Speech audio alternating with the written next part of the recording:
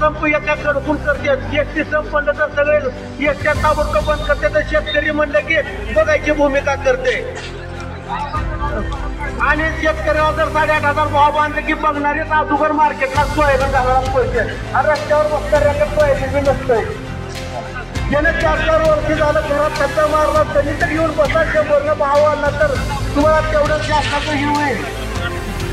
2012 साली आपल्या सोयाबीनचा भाव 47 रुपये होता.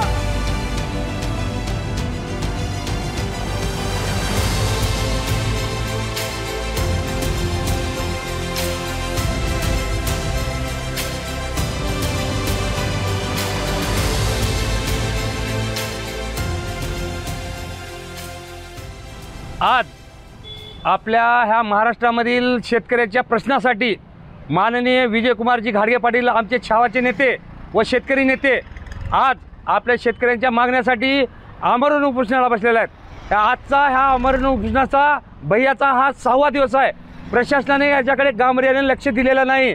त्याचसाठी आम्ही निलंगावासी याच्यातर्फे व नेटूर सर्कलच्या वतीनं आज निदर्शन केलं आहे, रास्ता रोको केलेला आहे. पण जे छावाला पुनरावृत्ती करण्याची वेळ येऊ नये, लवकरात लवकर जर या प्रशासनाने आमच्या छावाची दखल घेतली नाही, उपोषणाची दखल घेतली नाही तर येत्या 2 दिवसात छावा स्टाईलने या महाराष्ट्रभर काय आंदोलन असतंय हे दाखवल्याशिवाय राहणार नाही. याची तीव्र नोंद घ्यावी, अन्यथा छावा रस्त्यावर उतरून छावा स्टाईलने आंदोलन करेल ही दक्षता घ्यावी. कोणते मागण्यासाठी ते बसलेत? आज विजयकुमार भैया पाटील हे आज शेतकऱ्यांच्या सोयाबीनला 8,500 रुपये भाव मिळाला पाहिजे.